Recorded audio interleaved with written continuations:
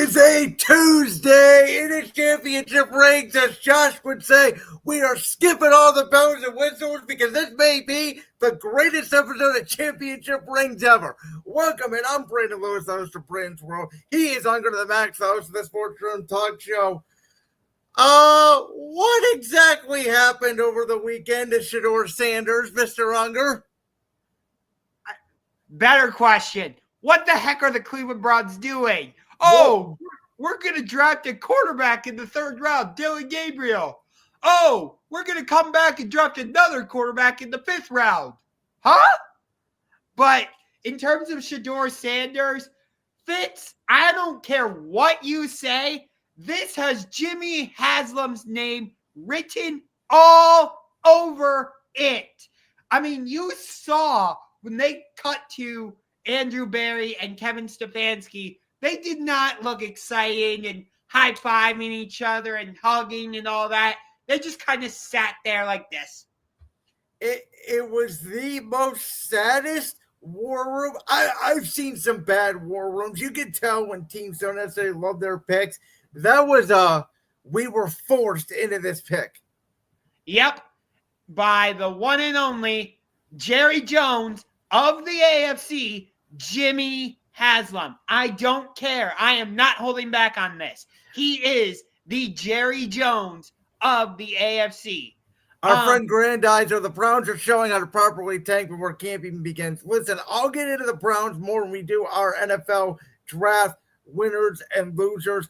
I want to talk about specifically about Sheduer Sanders real quick. Yes. So, Josh, in last week's mock draft right here on Championship Rings, you, along with when we published it on Voltage Live last week, you had predicted Sheduer Sanders to go number 2 overall to the Cleveland Browns. And by the way, you were not the only one very high on Sheduer Sanders. A very particular ESPN analyst who we all know was raving and ranting about Sheduer Sanders for 3 days. Sheduer Sanders, though, by the mock consensus, was anywhere from number 2, like you had said, to potentially number 9 to the Saints, to potentially number 21 for the Pittsburgh Steelers. When the Steelers did not take him and went with a defensive tackle out of Oregon, of all places, at Derek Armand at number 21 overall, then you started looking, okay, is anybody going to get him? And by the way, the Giants moved up ahead of Pittsburgh and took that bum, in my opinion, known as Jackson Dart from Ole Miss. No, they didn't move in front of Pittsburgh because Pittsburgh was at 21, and they came in and traded in at number 25. Oh, you're right. Okay, my apologies for that. So they go in, they get Jackson Dart. Okay, second round comes about. Because of the trade, which we're going to talk about, the Browns move down 3 spots. They get the extra second-round pick from Jacksonville. They take the linebacker out of UCLA and Swevenger, and then they take Quinyon Junkins, the running back out of Ohio State. And at that point, you're sitting there going, okay, something's fishy. Then New Orleans takes the Shiloh kid, the white quarterback out of Louisville, who a lot of people have compared to the next Brandon Wheaton.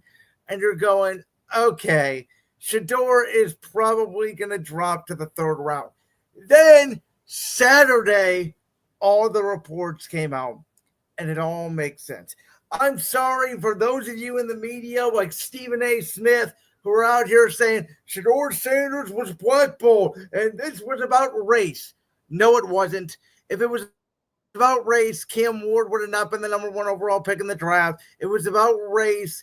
Jalen Milroe would have not gone before Sheduer Sanders. This was not about race at all. This was about that Sheduer Sanders. Furthermore, I know it happened a few seasons ago, but if this was about race, I don't think Jalen Hurts would have gone in the second round to the Philadelphia Eagles. Again, I know that draft was in the past, but it still applies here. Good point. But to piggyback off what you were saying, I think this has everything to do with the media hyping him up and the fact that, oh, wait, who's his dad? Oh, that's right. Pro Football Hall of Famer, one of the greatest defensive backs in NFL history. Dare I say the greatest? I think you can easily make that argument. He was the most impactful defensive back of all time in Deion Sanders. He won those back-to-back Super Bowl championships, obviously, with San Francisco and Dallas, as we know. And he famously went out and didn't go to every interview because he was so talented. Deion did overhype Sheduer, but Sheduer Sanders made a critical mistake. And this is what came out Saturday morning, that he bombed, and I mean completely bombed, the interview with the New York Giants. Apparently, he showed up late to the interview. He was cocky to Brian Daboll. And there was a moment where, when these teams are at the combine and they get their one-on-one meetings with these players, oftentimes for quarterbacks, I guess Albert Breer had this in an article for Sports Illustrated. What the teams and the coaches will do is they'll give a player a playbook. They'll tell them, study the playbook. They come back the next day and they will purposely make a small error in a play name or a play design or something in a play that a smart quarterback will be able to tell that study the playbook. Oh, okay, that's not correct. Okay, what's wrong about this play that we're showing you? Sheduer Sanders apparently did not get what was incorrect on the play that Brian Daboll showed him. And when Brian Daboll called him out about it, Sheduer Sanders had the biggest attitude of all time about it. And that made rounds throughout the league. And he was treating himself like this all-world franchise game-changing quarterback, the way Mel Kiper Jr. put him up on a pedestal. Oh, my God. That was so annoying all weekend. So there was that. When in reality, and Josh, so in reality, like even guys like you who thought he was number 2 overall, if you take a guy number 2 overall, you believe he's this all-world quarterback. Maybe not as good as Cam Ward, but pretty good up there. I add about a late first-round grade on him. But the league viewed him as a backup quarterback, and when you are a backup quarterback, who do you think about when you think about the typical great backup quarterbacks in this league? Nick Foles, Joe Flacco, Alex Smith, Chase Daniel, veteran guys who really, Matt Moore, remember him for a long time, back and forth. You gotta put Kirk Cousins in that discussion now. Yeah. Guys who are veterans, but who work hard, who are good in the room, who are good mentors. Not a guy like a Cam Newton or a Russell Wilson. That's been the whole concern about Russell Wilson, is where he's going to go because of his brand. He can't be a backup quarterback. That, to me, is the same thing with Sheduer Sanders, which is why he dropped all the way to the 5th round, and why Jimmy Haslam, I 1,000% agree with you. I don't care what anybody says. Jimmy Haslam said, you know what? We're in the 5th round. And you know what makes, to me, even more convincing that it was Jimmy Haslam who made that pick that nobody else is talking about? That was not the Browns' original draft spot that they were drafting it. They moved up ahead of my Philadelphia Eagles 1 spot, because the interesting report out there that Rapid Sheet had on day 3 of the draft was if he was available, there was a possibility my Eagles could draft him. Whether it was a smoke screen or not, I don't know what the Browns believed it, but they moved ahead of us 15 spots to grab the guy. And yeah. And they traded up with the Seattle Seahawks. I don't think that's a coincidence either. I know Seattle had just drafted Jalen Milroe, but I don't think it's a coincidence that they traded up with Seattle. I just want to put that out there. I'm not suggesting. Why do you say that? Why Seattle? I'm interested. Do you think that they would have done what the Browns did, take 2 quarterbacks? Possibly, yeah. I do. I think there's a possibility Seattle might have done it. So here's my issue with the taking. My issue is not with taking 2 quarterbacks. My dad always said, rest in peace, his soul. He always said his draft philosophy was draft 8 quarterbacks until you find one. We got to find a freaking quarterback. The issue is, if you flip the 2 picks, I would have been okay with it. Dylan Gabriel is not a 3rd-round quarterback. Yes, he but stinks. Here's the thing. When they drafted Dylan Gabriel, you could actually, when you looked at the war room, you actually saw like excitement. Like they actually wanted Dylan Gabriel. Do I agree with you that he's not a third round quarterback? Yes.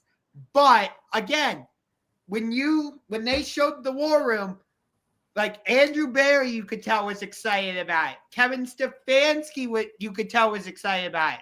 There was not that same reaction when they drafted Sheduer. And here's what I will say. Did I especially love Sheduer? No.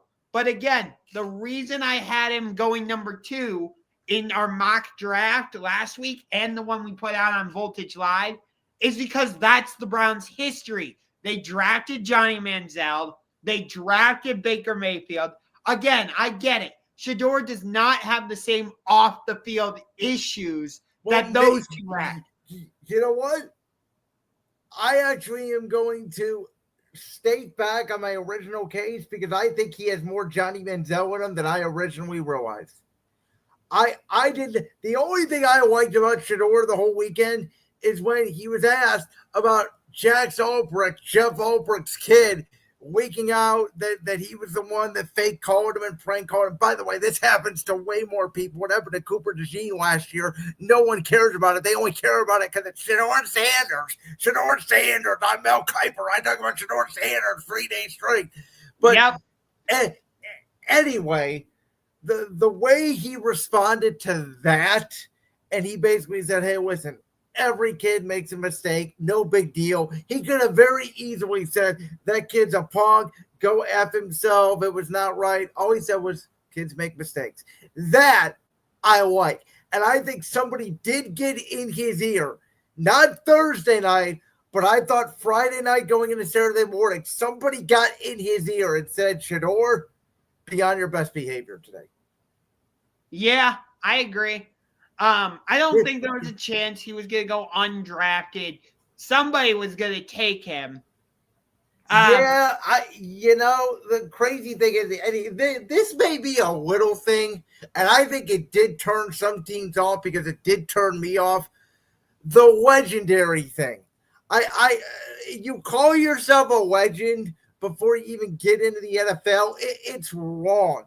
NFL Hall of Famers talk about this all the time. I don't know if you know this, Josh. I only know it because Shannon Sharp talked about it once or twice before when he was on TV on Undisputed. The day before the NFL Hall of Fame, there is a luncheon where the new Hall of Famers sit in and they listen to speeches by current NFL Hall of Famers. Those Hall of Famers going into the Hall of Fame that year are not allowed to say a word during that luncheon.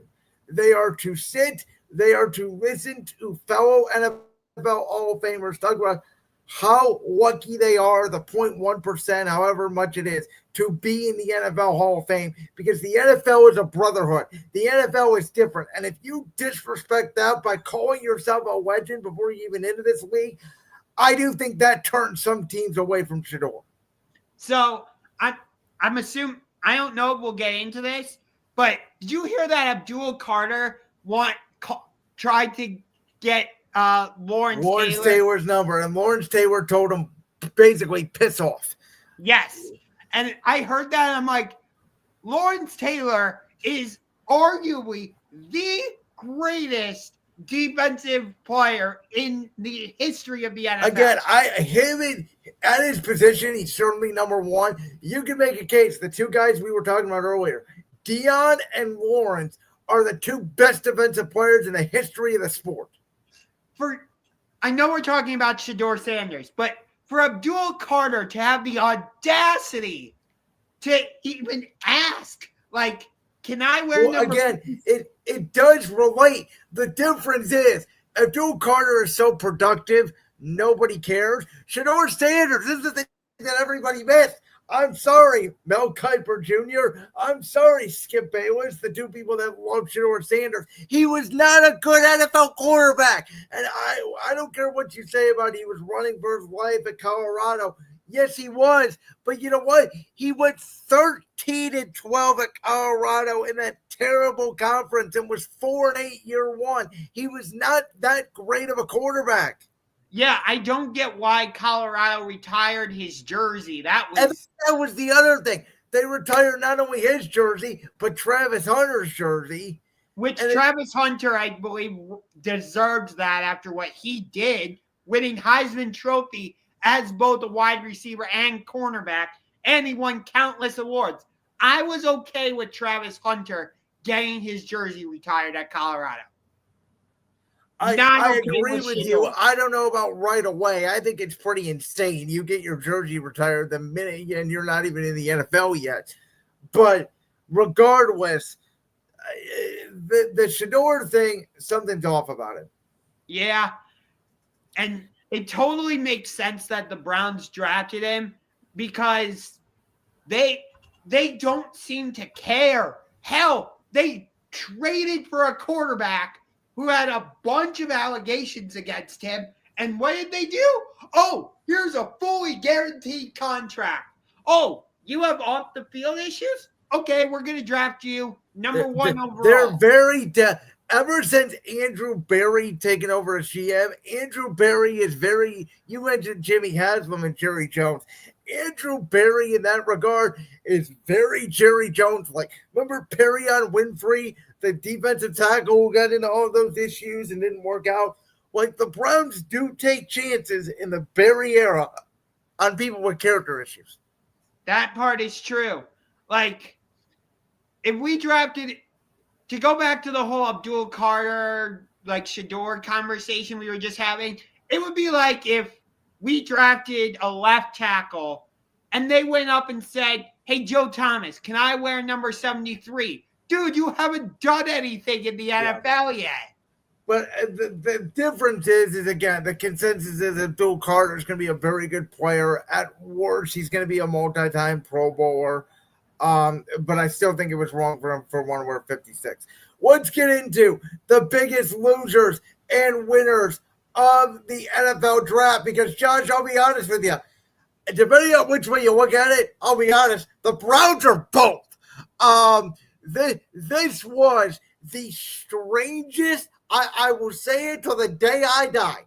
No matter how it works out, at the time when the draft ended on Saturday night, 7 o'clock, whatever time it was, this was the strangest draft from a football team I can ever remember in my life.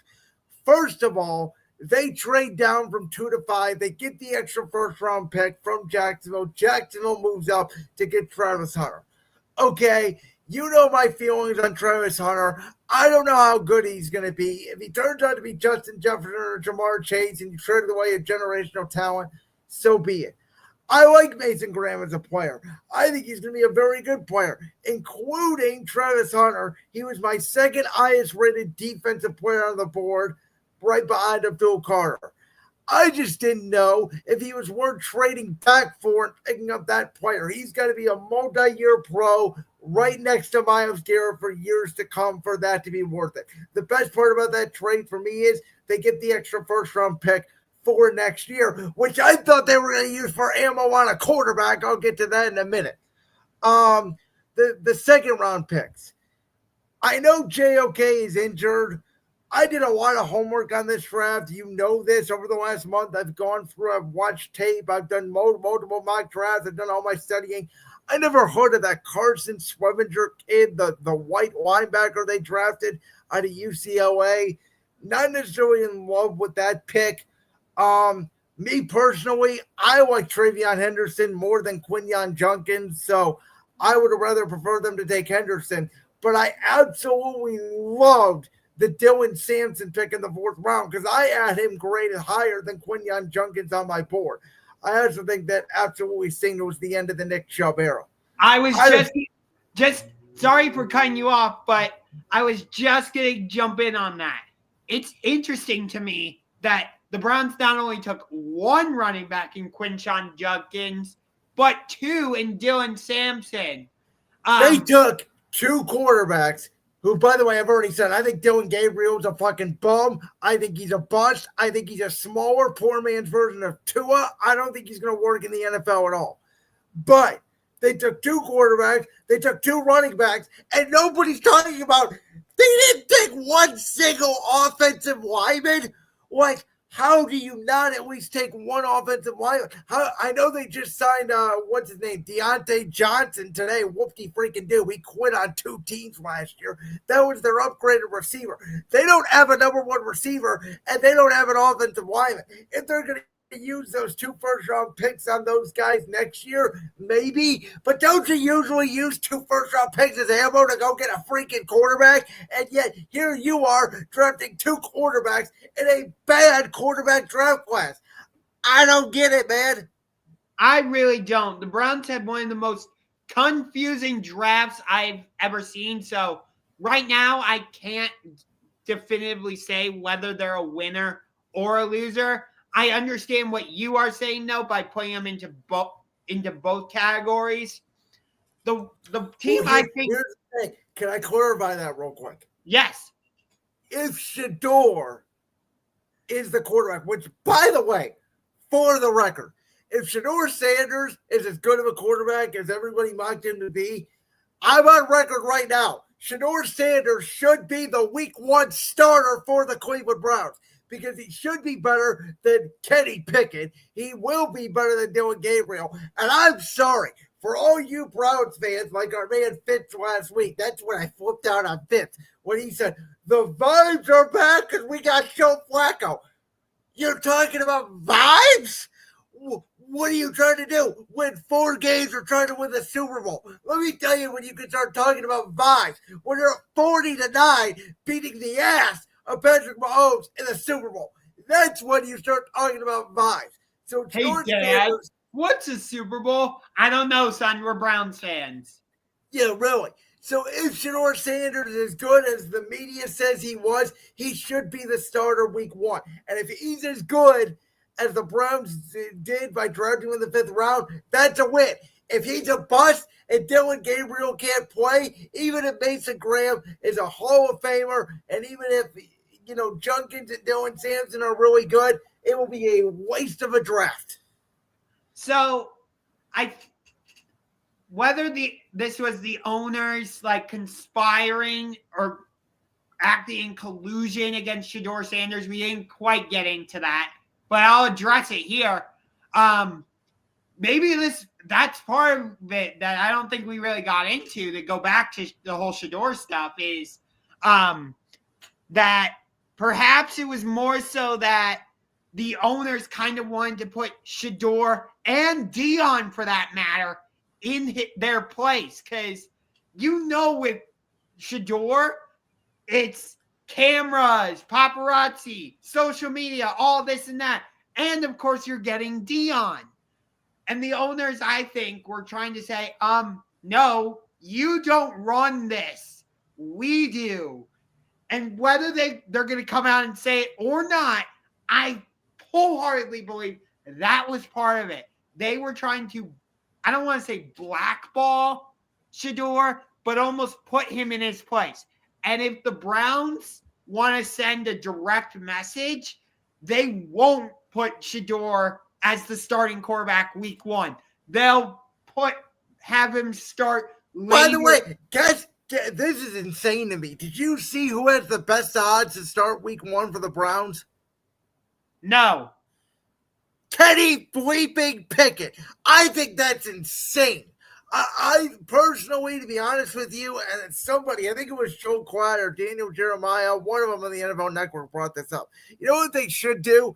They should tell Joe Flacco, Joe, you know the system, you don't need any reps. You are going to be our backup quarterback. You want the young 3 kids, Kenny Pickett, Dylan Gabriel, and Sheduer, battle it out for essentially QB1.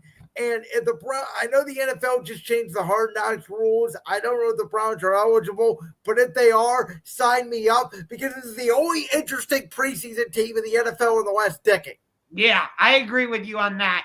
I do think there's a chance the Browns could want to send that message and be like, yes, we took you in the 5th round, but we're not going to start you right away. You have to learn your lesson. But to go back to this, sorry for going off on that tangent there, but I felt like it needed to be said. One of my biggest winners Drake May, I wholeheartedly agree. If you do not get this right now, Drake May, I don't know what to tell you. The Patriots knocked this draft right out of the park. They got receivers. They got offensive line help. Which I told you they were going to go with the offensive lineman, 4th overall, Will Campbell. I told you that. Yeah, I said that they were going to too.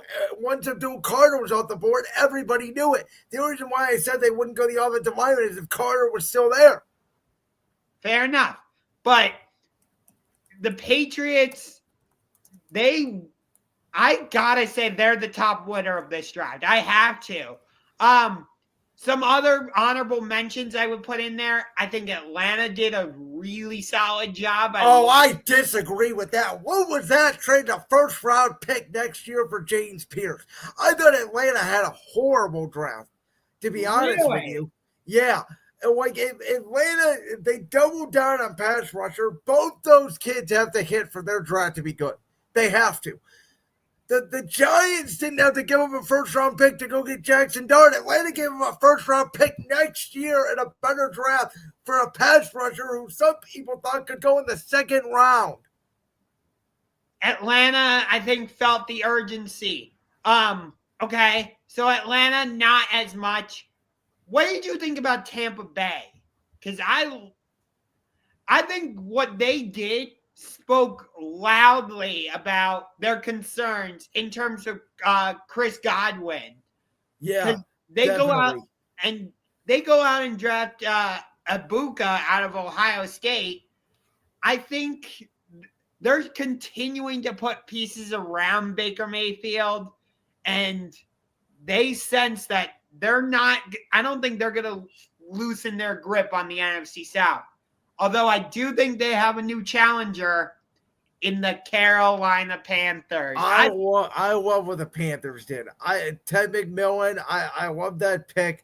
That was one of the more surprising picks, I got to admit. See, to be honest with you, it wasn't. Because I like Ted.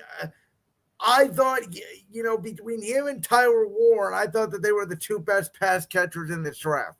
So just to go back to what I was saying last week, the reason I thought Carolina would go with Tyler Warren is because, like I said, go back and watch Penn State games this season. When Drew Aller was in trouble, he was like, "Where's Tyler Warren?" "Oh, there he is. First down." And I thought the same thing about Bryce Young, where... Can I counter that, though? Bryce Young is a small quarterback. We all know that by NFL standards. Now he has two giant wide receivers, and Xavier Legette, whose comp was A.J. Brown going out of college at the same school of Ole Miss. And now Ted McMillan, whose comp is new Pittsburgh Steelers wide receiver DK Metcalf. So if you theoretically have A.J. Brown and DK Metcalf on either side, that's going to help a small quarterback see more outside the numbers than it is inside the numbers over the heads of those giant offensive linemen. It just concerns me that, he doesn't have his security blanket where if he gets flushed out of the pocket and he needs to make a quick pass. That's not to diminish what Ted McMillan can do. I'm not trying to say it was a bad pick or anything like that. I just thought, that I'm not saying Bryce Young's going to become Patrick Mahomes, but just hear me out. When Patrick Mahomes has been in trouble, he's gone to Travis Kelce. Not trying to compare Tyler Warren to Travis Kelce. I think he could be Travis Kelce. I love that value for the Colts at 14, by the way. Absolutely loved it. Do you understand what I'm saying now? I do, but I think Carolina, I would have gone with the receiver over the tight end there personally myself, because I thought there was more value in tight ends later on in this draft than there was receivers. Okay, so we both agree New England and Carolina were winners in this draft. I'm not sure where to put the Houston Texans. Do they know there are other teams or other colleges to draft from besides Iowa State? You know what? I liked it. I didn't mind those picks. They also got a lineman as well. there's a team that you have not mentioned yet that I'm surprised you haven't. I absolutely love as much the New England Patriots what Ben Johnson and the Chicago Bears did. They said, you know what? Since 1985, all we've done is defense, defense, defense. And Ben Johnson said, fuck that. We're going tight end. We're going Luther Burden, who had a first-round grade on him in the second round, whose comp is DJ Moore. We're going offensive lineman in the third round. We are giving Caleb Williams all the support he needs. That was the theme to me of this draft. If you have a young quarterback, even Tennessee with Cam Ward, they gave him weapons, they gave him protection later on in the draft. Tennessee, New England, Chicago, supporting your young quarterback was a big theme of this draft. Let's see. Grandizer says, I heard that the Arizona Cardinals got an A from one or two. Oh, okay. No, actually, Grandizer, I agree with that. And here's why. I love their first two picks, Walter Nolan and Will Johnson. I thought they absolutely knocked it out of the park with those two picks because I think Jonathan Gannon is trying to rebuild what he had in Philly. Yeah, he definitely is. I don't know if they got enough around Kyler though. Well, they got Marvin Harrison, they got Trey McBride, they got Michael Wilson, who I really like as a tall, lengthy receiver. I meant in terms of the offensive line because we've seen how Kyler likes to run around and he's gotten injured multiple times since he's come into the league. Okay. Grandizer asked this. I don't know if you want to take this or if you want me to take it first about the Chargers and Raider draft. Okay. With the Chargers, I was surprised they went running back in the first round.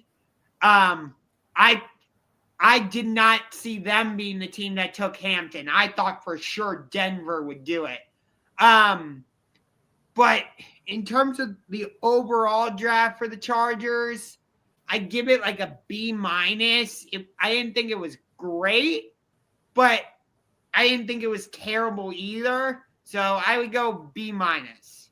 So they went out, they got Trey Ayers in the second round, the receiver out of Ole Miss. Then they went with a bunch of linemen. Jarek Ardwell, the defensive lineman out of Oregon, Ed Kennard out of South Carolina. They did get a tight end later in the draft, which that was a little bit of a surprise for me that they did not go with the tight end. Amarian Hampton, I thought, was a very good player. They needed a running back because of the fact that Najee Harris was their only other running back on the roster. Gus Edwards is gone. J.K. Dobbins is still in free agency. So I don't mind that pick because Jim Harbaugh, we know how much he loves to run the football, and it was very much Charger-esque. I thought the Raiders had an A-plus draft. I thought the Raiders absolutely knocked it out of the park with not only Ashton Gentry, who is absolutely going to carry that offense under Pete Carroll, the ability to run the football there for the Raiders. But then they went out and they got Jack Beck, who's a wide receiver out of TCU, who is a transfer with LSU, as I mentioned, who played alongside Malik Neighbors, put up really good numbers there. Darian Porter, the defensive back, is a very physical defensive back. Then they went out, they upgraded their offensive line, in my opinion, with Caleb Rogers, the guard, Charles Grant, the tackle. So they, in my opinion, checked a lot of boxes. And between the AFC West and the AFC West and the NFC North, those two divisions are going to be absolutely insane. Remind me, did the Raiders draft a quarterback at all? They did not, no. So they're going with Geno, as far as I remember.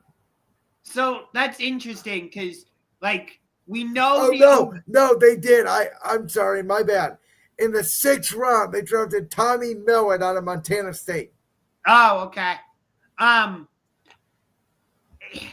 It's interesting that a lot of these teams waited to draft a quarterback. Well, not really, because this wasn't a quarterback year. I mean, even Philadelphia went quarterback. We picked up Kyle McCord as a backup to Jalen Hurts. Yeah. Because I'm thinking about it, like, outside of Arch Manning, who else is there really in next And by year's the way, Arch Manning is not a sure thing to go in next year's draft, by the way. Yeah. So, yeah, there's all this talk about how great this quarterback class is next year, and I don't think we know the answer to that right now. I do want to say this. There was only one, because I think it's really hard to blow the draft. Everybody's going to get good players. Everybody's going to get bad players. By the way, shout out to my Philadelphia Eagles, again, stealing Jod Campbell at number 31. Another Alabama defensive player. It's death taxes and the Eagles taking SEC defensive players. They might you know how they have that word mark where it says Eagles? They might as well change the A to an Alabama logo and change the G to a Georgia logo. I wanted to say, Josh, there was only one draft out of every 32 teams that I completely did not understand. Wait, can I guess it? The Buffalo Bills. You're in the same division. The Jets? No, the Dolphins. I did not understand the Dolphins draft at all. They drafted 4 defensive tackles when they had no secondary. They barely addressed the offensive line. There's thoughts that they could be moving off Tyreek Hill and Jalen Ramsey. They didn't go get a corner to late in the draft. Like, they did not address, in my opinion, any of their needs. And they reached on their first 2 picks. They went out. Kenneth Grant is a late first-round pick, maybe even an early second-round pick. And then they traded up 15 spots. I get offensive linemen's important, but they traded up 15 spots in the second round for a guard I never heard of. So that I did not understand at all. Yeah. Buffalo's draft was also confusing. I have to admit. Like, why are you drafting so many defensive players? Josh Allen needs to, throw the ball to people. And I understand Brandon going on the tangent that he did. You did hear about that, right?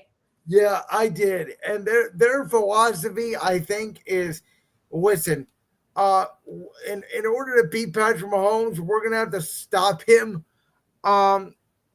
Yeah. Yeah, I don't know. The Ravens were an interesting draft. They go with their first 2 picks, they absolutely nailed. Yes. And that's all that matters to me. They got Starks, the safety out of Georgia, who I loved, and then Mike Green fell in the second round because apparently some sexual assault cases. I don't know. I think he's going to be a very productive player. When do the Ravens not have a good draft? That part is true. What did you think of the Packers draft? Because for the first time since 2002, they drafted a wide receiver. They did. But no, Grandizer. Grant was not great value at 13. Look it up. It was one of the worst picks in the first round. I completely disagree with you. Anyway, they drafted the wrong receiver, in my opinion. Golden is the same style as Reed, as Watson, as Dobbs. Very similar 5'11", quick, speedy guy. Good, not great hands. The kid they drafted, I forget his name here, the 6'4" kid that they drafted in the third round, that's who they needed to go get. The Wildcat type receiver, Savion Williams out of TCU. That's the type of guy. They needed another game-changing pick to go out there to get more height, more speed. They didn't need all of the same receivers. I don't even remember who the guard is. Grandizer, there was only one real guard in this draft, and that was Tyler, the kid that Dallas got, who was a good pick, but yet Dallas needed receivers, and they didn't draft one, so who knows there. What did you think of the Commanders draft? Because I kind of liked it. I loved their second-round pick in Amos, the corner. I thought he should have gone in the first round, so I was mad at the first-round pick because I didn't understand taking a tackle there. Because to me, their offensive line could use an upgrade, yes, but I didn't think he was worth the value there. I thought they needed to get a defensive tackle or another defensive back. I actually thought they should have drafted another running back. Because I know that you have Austin Eckler, and Brian Robinson there, but Austin Eckler is I would say more of a hybrid player. So you don't quite have that thunder and lightning. So I thought Washington would, in the later rounds of the draft, like rounds 4 to 7, would go with a running back. All right. Well, you know what, Josh? I got to be honest. I think we've talked enough football. I got to say, is your hand still hovering over the panic button? Because the Cleveland Cavaliers annihilated the sorry, quitting, not even worth a playoff spot, 37-win regular season Mickey Mouse team, Miami Heat, the last 2 games, winning by 80, 90 points combined. They weren't even contest. Listen, the Heat gave the Cavs one good quarter because the Cavs ran out of gas and just started jacking up threes at the end of game 2. The Cavs were overall better in this series. They took care of business, and that old Heat culture, that's worth 6 games. No, it's not, because their best player is Bam Adebayo, who at best, in my opinion, on a championship team, is your 3rd best overall player. And once Jimmy Butler left that door, the Heat won 8 out of their last 10 games in the regular season. So what? They were never a matchup for this Cavaliers team. This Cavs team took care of business, and I predict here in about 2-ish hours, they will be getting prepared to face the Indiana Pacers in the second round of the playoffs. All I can say is sweep you very much. Yes, I made that up today. And I don't care. I am trademarking that, damn it. But I'll tell you what. I am eating my words, because when I saw we were matching up with Miami, I told you this, Brandon. I said Miami was one of the teams I did not want to play. You flat out said out of all the 4 playing teams, you're like, the one I don't want to play is Miami. And what did I say? The one team I do want to play is Miami. So, I guess I bought more into the Heat culture than you, which looking back now, what is Heat culture? It's dead. Major changes need to be made in the offseason. I don't know. Pat Riley might need to step aside, honestly. I'm sorry, but it needs to be said. Pat Riley, I think, needs to step aside, because Heat culture is not a thing anymore. And there are going to be all the reports of, does Giannis want out of Milwaukee?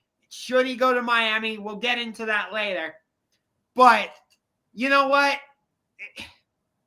I got to give credit, not to our main guys, Donovan Mitchell, Jared Allen, Evan Mobley, even though Jared Allen, that was awesome last night. Everybody who said the Cavs need to trade Jared Allen, he's a sissy, for a lack of a better term. I'm not going to use the derogatory term, but you know what I'm talking about after last year's playoffs. And who was the first one that said, no, you have to keep Jared Allen if this team's going to be a championship team? Me, because what you saw in this series, Jared Allen and Evan Mobley, the defensive freaking player of the year, Evan Mobley.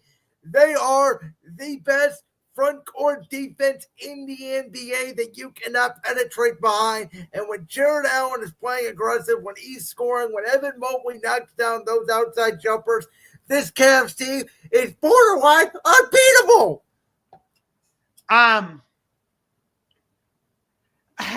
So I'm not trying to discredit what any of them did, but I gotta give more credit to the reserves, because Sam Merrill played really well in this series, but Ty Jerome went absolutely nuclear in this series. Him and DeAndre Hunter, that is a deadly combo coming off the bench. So again, no disrespect to Evan Mobley or Donovan Mitchell, Darius Garland, Jared Allen, but to me, the key in this series and the key the rest of the way against Indiana, hopefully Boston, I don't want to push our luck right now, and say Oklahoma City or whoever out of the West, it's going to be those reserves because you know that their opponents are going to try and take away Donovan Mitchell and or Darius Garland, and it's going to be up to guys like Ty Jerome, Sam Merrill, DeAndre Hunter. If Jalen Tyson gets some minutes, which I believe he should, I've liked what I've seen out of the way he's played more minutes than Isaac Okoro. Yeah. I like I said, I just really like Jalen Tyson, what he's shown me in the limited minutes. But Isaac Okoro too, like it's gonna be those depth pieces that are gonna need to come through. So I fully believe that. Josh, we are 45 minutes and 43 seconds into this show. I have had this take since about halftime of Saturday's Game 3, and I have not wanted to text you. I have not wanted to say it. I want to get your live reaction to it because I'm about to spill a take that you may or may not like. I don't care what the result of this season ends. I don't even care if the Cavs win the championship. I'm here to say it because I've seen it with my own two eyes for not only this playoff run, but for the last few years. In my opinion, at the end of this season, whenever it is, even if the Cavs win the championship, the Cavs should trade Darius Garland. The Cavs offense is better with Donovan Mitchell as a distributor at the point guard and a guy like a Max Strus, a Sam Merrill. I think a Desmond Bane would be like a perfect guy in this offense at the 2. Someone who's good defensively, can shoot the three. You're not putting much pressure on Mitchell because when did the Cavs struggle? Would have been in this series, specifically in the second half of Game 2. It's when Darius Garland is ball hogging the hell out of the ball, jacking up 30-footers and not connecting. I'm not saying Darius Garland's not valuable. Darius Garland's a really good player. Donovan Mitchell and him can play very well together in this Kenny Atkinson system. But this Cavs team can sometimes get into too much isolation ball with him on the court, and he is a defensive liability. And I don't know if it's just coincidence that they beat the hell out of the Heat even more without Garland, but that team I saw with Garland and without Garland, we're a better team without him.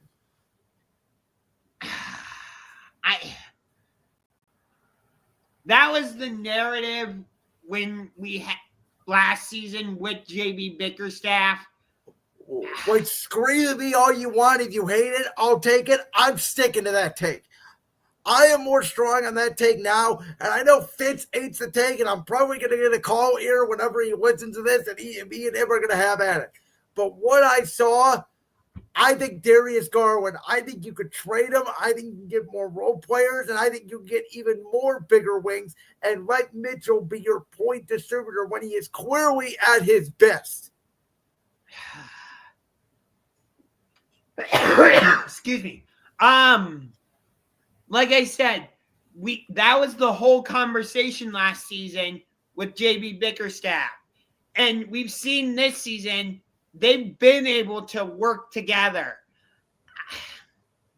And I love the pick and roll of Garland and Allen and then Mitchell and Mobley. I love those two sets of pick and rolls. I might have it backwards, but you get what I'm saying.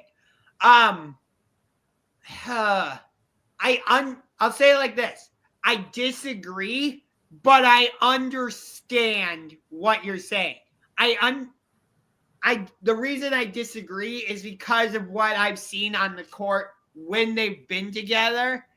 They have been able to play off of each other. Though I understand that what you're saying about them going into isolation ball at times, it does make sense. But I feel like if you take one Garland off, Mitchell has had to be a little more ball dominant at times. Well, has he? Because Jared Allen, Max Strus, and Evan Mobley, they are flying up and down the court. Mitchell hasn't even had to be that aggressive and score when Garland's not been out there. That part is true. Mitchell's not having to do that at really when Garland is on the floor, though. Yeah, but that's because Garland is, again, dribbling the hell out of the ball, and then Mitchell has to save him at the end of game 2. Because Garland becomes a ball hog, and he gets hurt, and he starts jacking up threes, and nobody can hit the side of the barn in the fourth quarter, which is the only reason why Miami made it a game, because what's-his-face, Highsmith couldn't miss from free. Same with Tyler Hero. So I understand. It's I don't know. I want to say, I'm going to say it like this. I already said it. I understand, but I disagree. I'll say it like that. I know you're heated about this, so I'm just going to let you go. Obviously, controversy in game 4 between these two teams. Yes, I texted this to you guys, and I'm just going to read the exact text that I said. The NBA showed their preferential treatment in today's game 4 between the New York Knicks and the Detroit Pistons, as that was most definitely a foul. But thankfully, the Minnesota Timberwolves were victorious against the Los Angeles Lakers. That means the T-Wolves are up 3-1 in the series. Hopefully, Minnesota can finish the job to take away part of the NBA's dream matchup narrative. Time to show the league that real basketball wins over rigged storylines. Now, here's the thing. Am I heated about it? Yes, because clearly, you haven't won a home playoff game since 2008. We don't care. We want New York in the second round.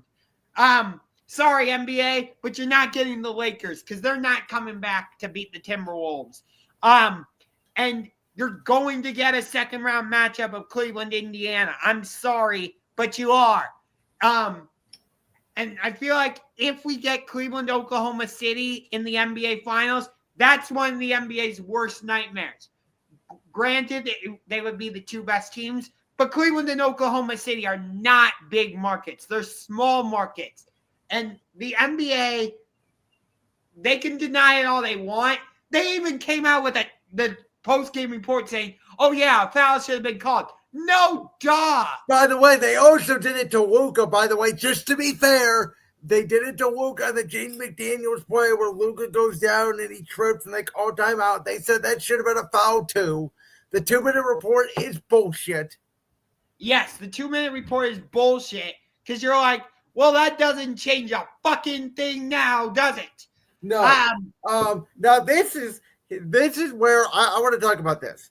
So more so than the call, I have said the past few years, you've heard me say it, I think you're sick and tired of me saying it, but that the NBA regular season really doesn't matter. That it is, in essence, Mickey Mouse compared to the postseason. And you're seeing it even more this postseason because there have been less foul calls in the NBA this postseason than there have been the last 20 years.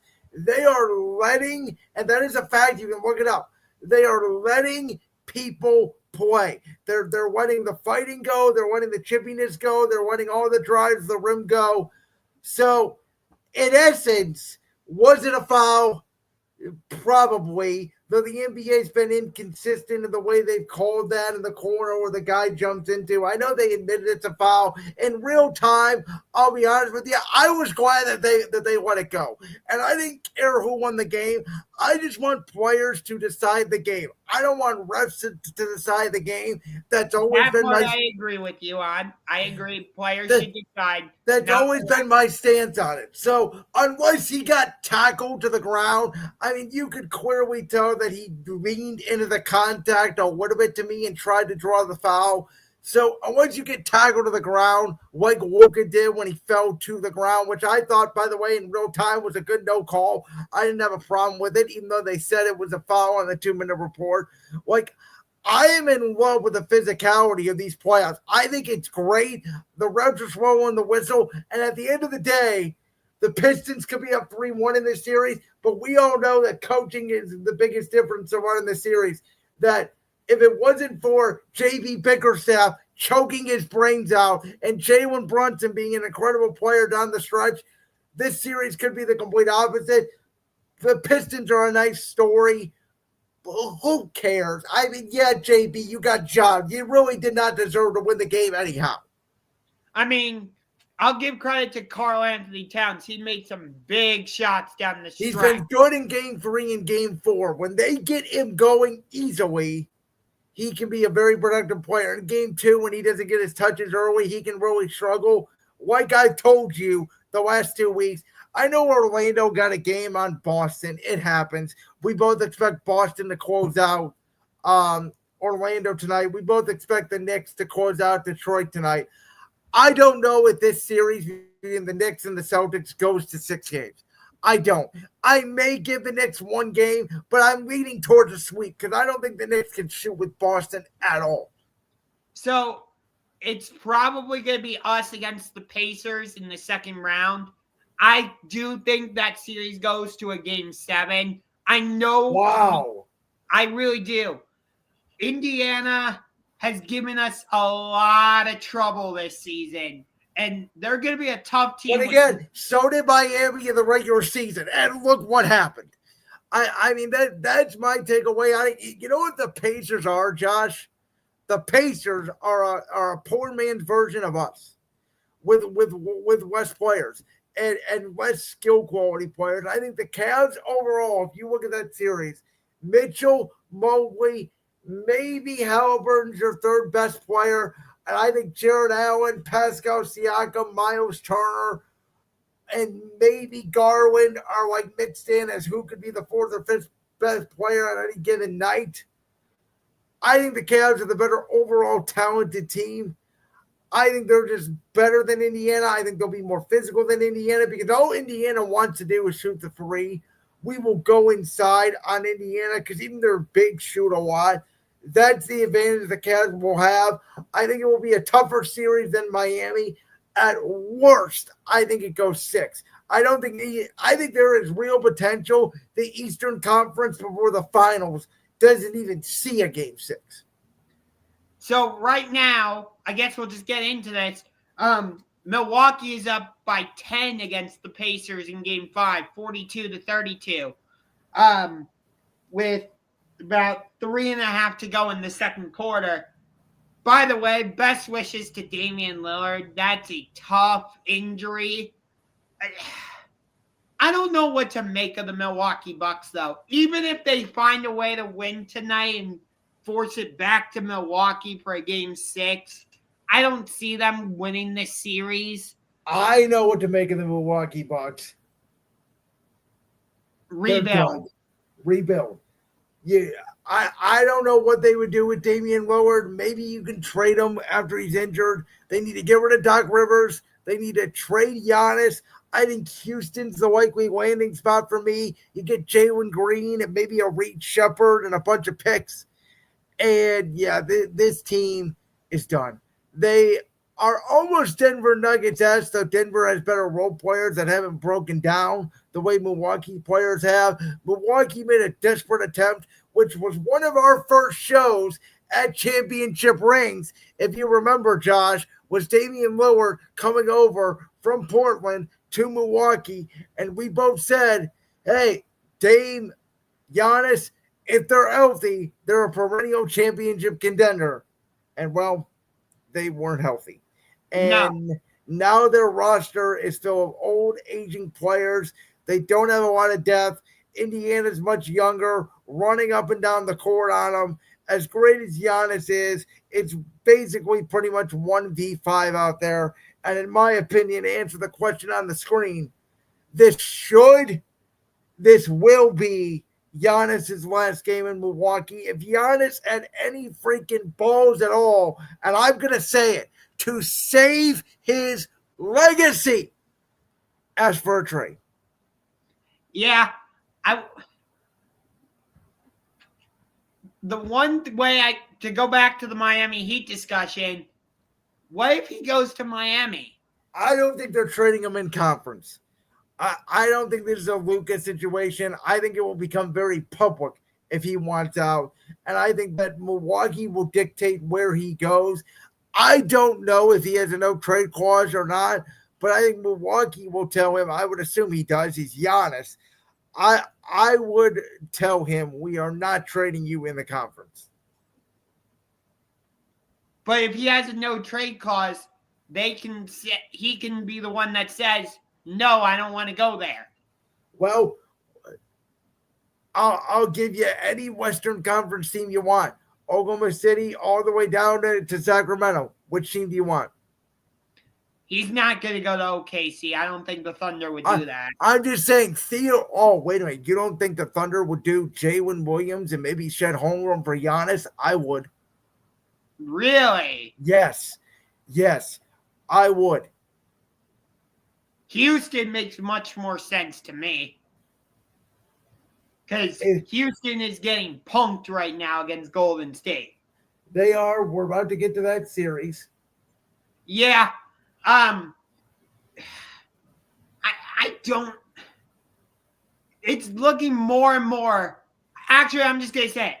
It's not looking like that 2021 championship run for the Bucks. Total fluke. I said it at the. I do. I said it was the weirdest finals. It was the Suns and the Bucks. Yeah, like it was. The Eastern Conference Finals was Atlanta against Milwaukee. And Milwaukee, yeah. That was the year where Ben Simmons refused to shoot. And Giannis was great in Game 6. Chris Middleton, by the way, won them Game 3. You remember that clutch shot?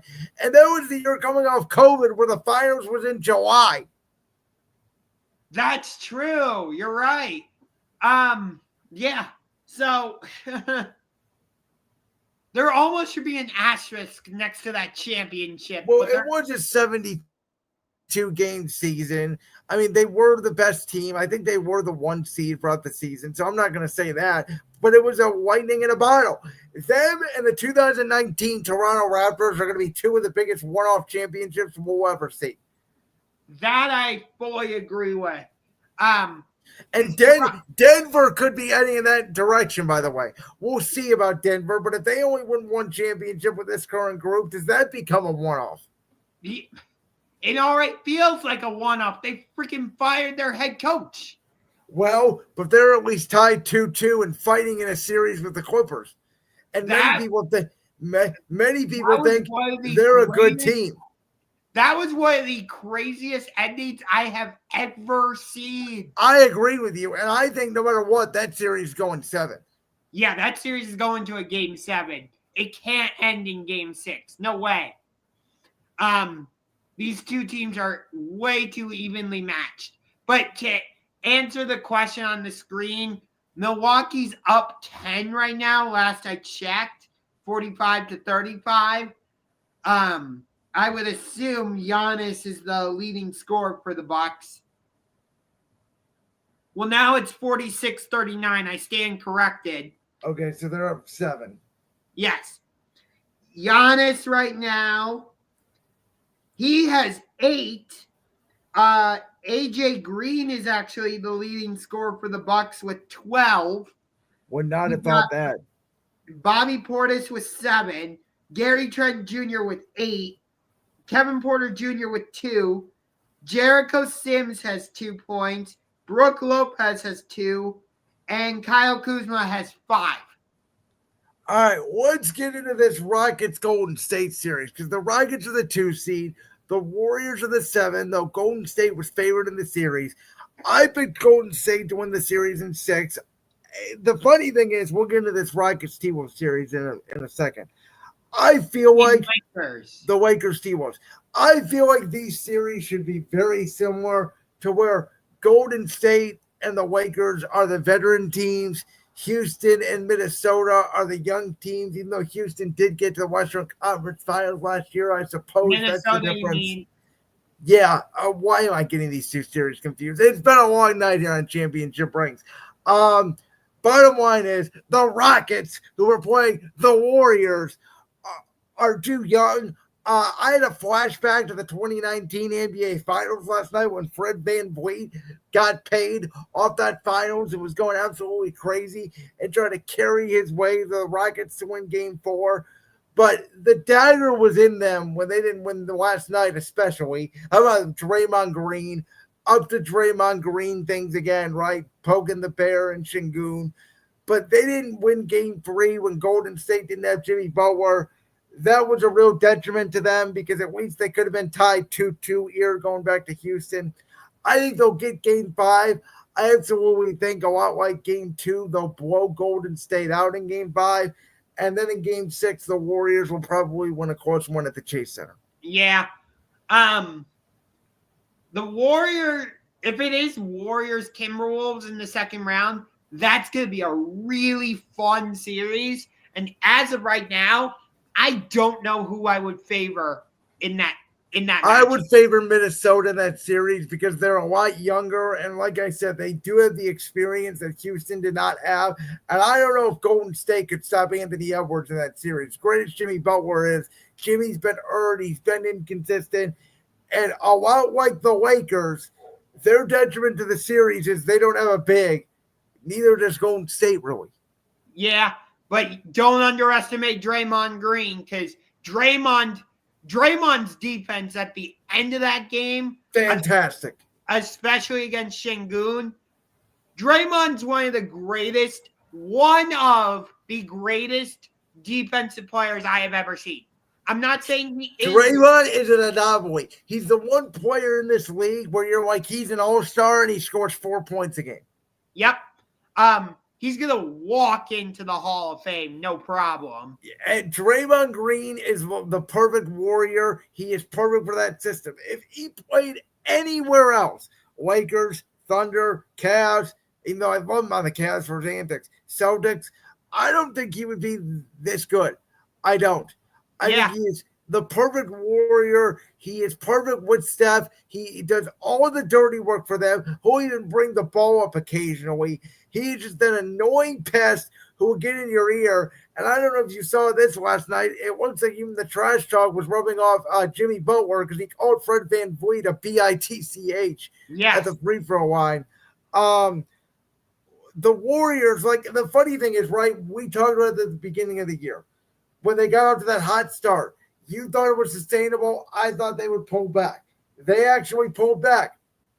Then they get Jimmy Butler, and all of a sudden they go from one of the worst teams in the league, barely making the play-in tournament, to they're a legit threat here. And some people were even predicting them before the playoffs started to make a Western Conference Finals appearance. I wouldn't be surprised if it ends up being them against Golden State. Or I'm sorry, them against Oklahoma City. But I got to tell you what, if it ends up being Golden State, Minnesota, Steph versus Ant-Man, oh, come on. That is must-see TV. This is the one series that I admittedly think I might have gotten wrong. Anthony a lot Edwards. Of people probably got this one wrong. I did not have the Timberwolves going up 3-1. But I'll tell you what. Sorry to cut you off. Go ahead. Ant-Man is on a mission. Do you remember how Ant was talking all that smack to Kevin Durant during their first-round series against Phoenix last year? Yes, I do. He's doing it again against LeBron and the man who eliminated him in the Western Conference Finals last year, Luka. Ant-Man is going to work. But the guy who I think is being the difference maker in this series, a lot of people are going to say Jaden McDaniels because of his defense and what he's doing. I'm actually going with the guy who was traded to Minnesota for Karl Anthony Towns, Julius Randle. Like, he is going right at the undersized Lakers. He is parking his butt down low. He is driving to the basket. He's pulling up for the mid-range shot. I think Julius Randle has made the difference for the Timberwolves in this series. Not to discredit what Ant-Man has done, because he's been awesome. But Julius Randle, for me, has been the key. Well, I agree that Julius Randle, who typically folds in the playoffs, probably played the best playoff series of his life. Josh, for the second straight year, these damn Minnesota Timberwolves are trying to ruin my Western Conference pick for the NBA Finals, and these damn Minnesota Timberwolves are doing it by one guy off the bench who is consistently screwing me, and his name is Naz Reid. Are you fucking kidding me? Here we go again with this guy just casually knocking down 5, 6, 7 threes a game. Like it doesn't matter. Oh, who cares? Let me just shoot these wide open guys. Let me just run guys off the 3-point line. Let me just make the big steal at the end of the game. Like Naz Reid has been that glue guy that has done everything for the T-Wolves along with Jaden Daniels. So I think Naz Reid at a bigger level. And if you would have told me that Anthony Edwards, who I thought going into it was the third best player in the series, well, if he becomes the best player in the series, that's how the T-Wolves win, and that's what has happened. I am not shocked by the fact that LeBron is playing his ass off at age 40, 45 minutes a game, making defensive plays, steals, and blocks like he's 30 years old. What I am most shocked at so far in this series is I thought going into this postseason, Luka was going to be on a mission to prove everybody in Dallas, including Nico Harrison, wrong about trading him. And Luka has been, for me, very disappointing in this series because he has disappeared at times, especially late down the stretch. LeBron is 40 years old, putting up 30 points and 38 in game 3 in playoff games. I am not going to put any of this on LeBron James. He should not have to do this at 40 years old, what he's doing, playing at a level of age 30 right now. There's a reason why they got Luka, for him to be the guy on the offensive end of the floor. And when the Lakers have been great this year, I know they're undersized, but they have at times played great defense this year. And at times when Austin Reeves gotten going, they've been very good and borderline on some boards a third score.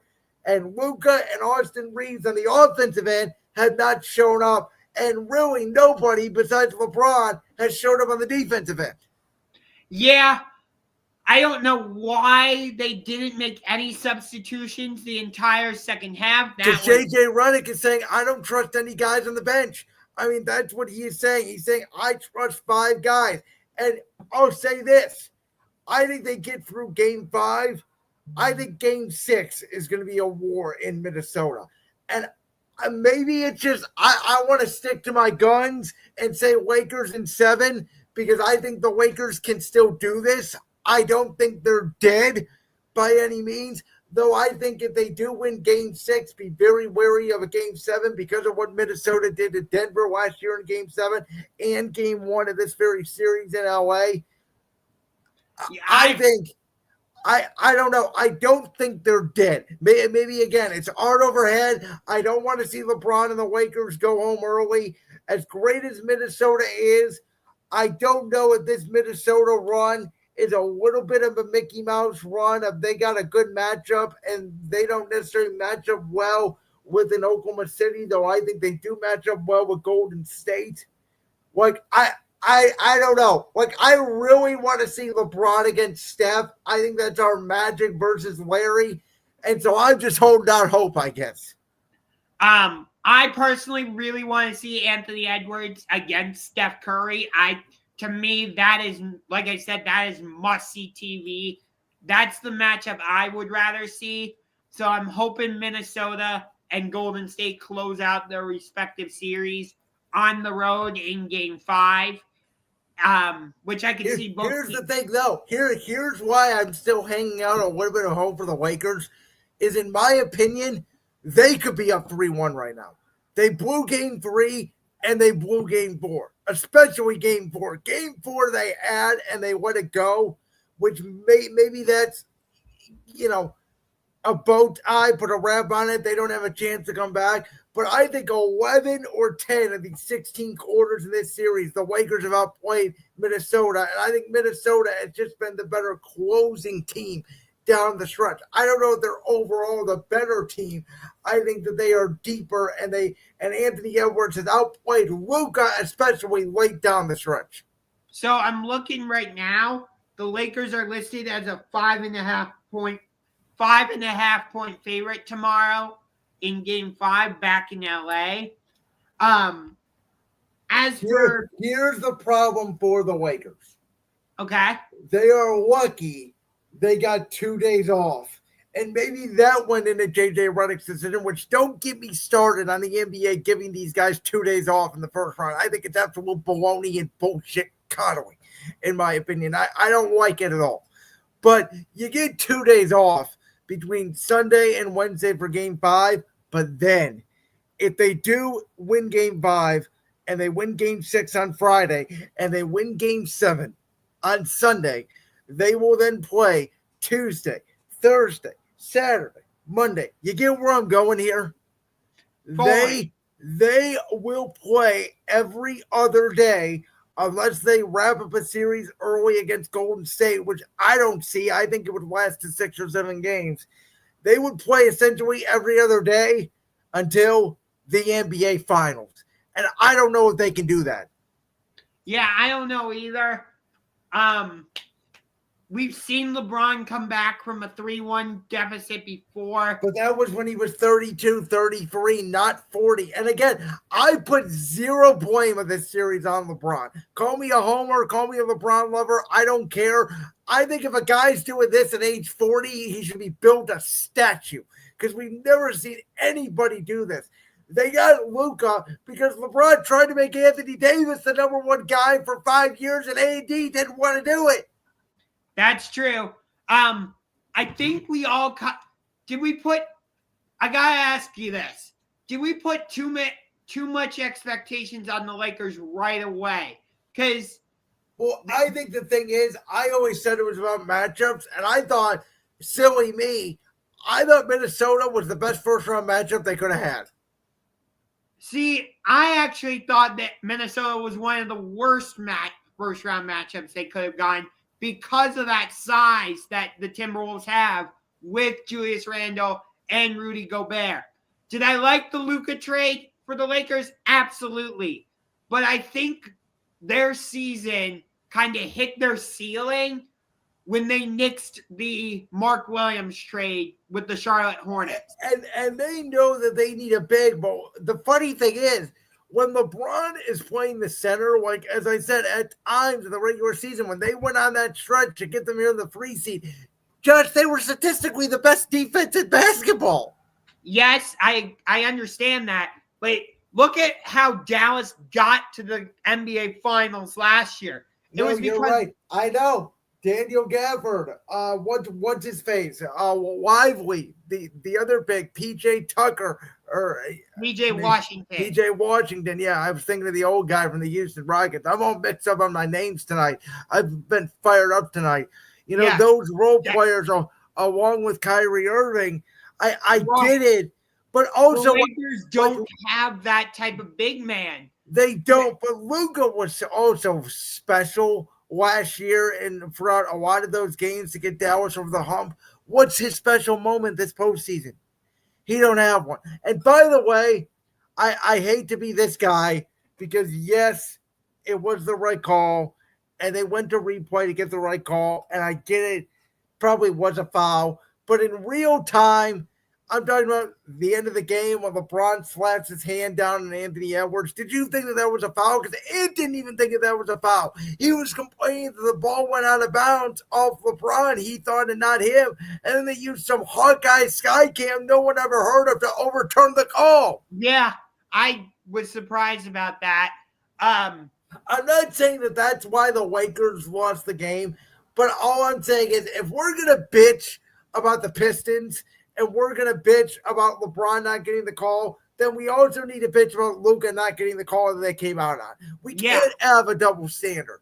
And so for all these people that are complaining about the physicality and, oh, my God, the Pistons got screwed and, oh, my God, the Lakers got screwed. Like, again, I'm all for letting the players play. Let's let players decide. And let's not let free throws at the end of a basketball game decide who moves on in playoff series. So I'm half with you, half not. I'll say it like that. I love that the players they're allowing the players to decide the games themselves. and I love the physicality of it. Don't get me wrong. It feels like we're kind of going back to the early 2000s or late 90s type of basketball. By the way, real quick, did you see the statistics on points per game in these playoffs versus the regular season? I did not. In totality, so this is a total score between two teams. Total score points are down 18 points from the regular season. Okay. The interesting thing is the 3-point shots on average in an NBA game, there's an average of 75, so about 36, 37-ish for each team. They're only down to 71. So the 3-point shots are still going up about the same amount, maybe just a hair less.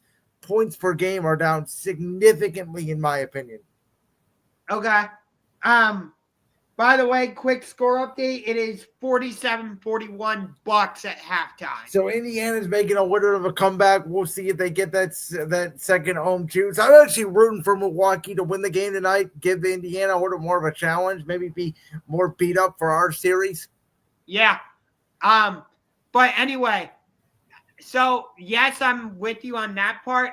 But at the same time, like, I hate that the Pistons did not get the call in Game 4 because you want to give your fans a good product where it's not every series is 3-1, 3-1, 3-1. Well, can I respond two ways to that? Number one is I think we all kind of predicted the East to be like that, 3-1, 3-1, whatever the case may be.